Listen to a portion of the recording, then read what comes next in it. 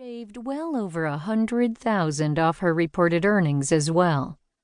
The audit department had issued an assessment, but Hilda Gottschalk had refused to pay up. On 3 separate occasions, an agent from the collections department had come by and seized the contents of the cash register, netting a mere $200 for his efforts. Not an efficient process, obviously. Hilda still owed $30,000 and was making no attempts to settle her tax bill.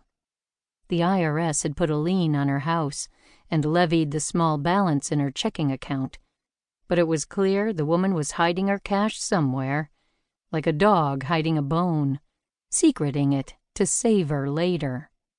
When the collections department had no luck tracking down her hidden profits, they'd booted the case over to criminal investigations. That's where I came in. I'm Special Agent Tara Holloway, a law enforcement agent for the IRS, a tax cop, if you will. I had the same powers as the collections agents to seize assets, but I also had a gun, handcuffs, and the legal right to kick tax evader ass. Often, when cases were escalated to criminal investigations, tax cheats finally realized their days of playing games were over. Many cooperated at that point. A few, however, chose to go down fighting. I hoped Hilda wouldn't be the latter type.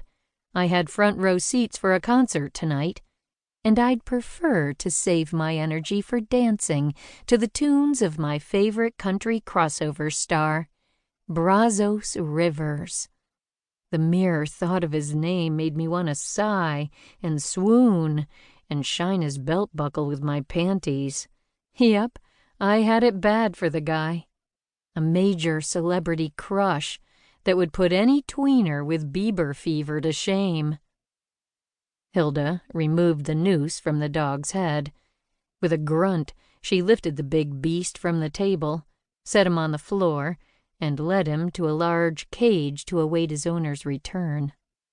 Clippers still in hand, she stepped into the foyer, her hazel eyes flicking to Eddie before meeting mine. "What can I do for you?" Might as well cut to the chase. I needed the rest of the afternoon to primp and preen and wax my upper lip. "You can tell us where you've hidden your assets?" Hilda frowned as she took in the badges Eddie and I held up. "Who the hell are you?" "Special Agents Tara Holloway and Eddie Barden," I said. "We're from IRS Criminal Investigations. Your case has been escalated." Saying her case had been escalated was the polite way of letting her know she was in deep doo-doo. She crossed her arms over her chest, flicking the clippers on and off with her thumb. "Bzz, bzz.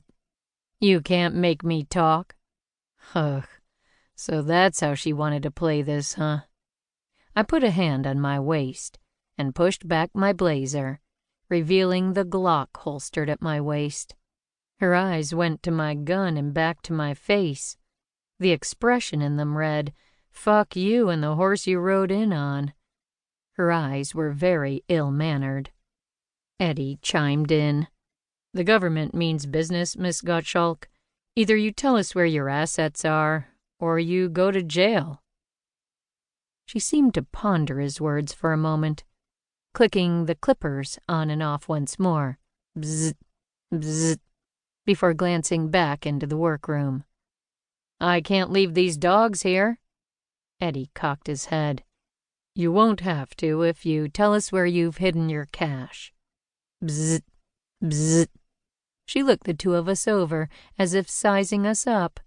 She had a good 6 inches over my 5 feet 2 inch frame, and with her stout build, likely weighed as much as Eddie.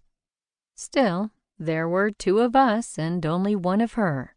Neener, neener. "All right," she said finally. "I've got some cash in my safe in the back room." "Got anything else in that safe? A gun, perhaps?" I'd learned, the hard way, never to assume someone would be unarmed. "That's for me to know," she called out in a snarky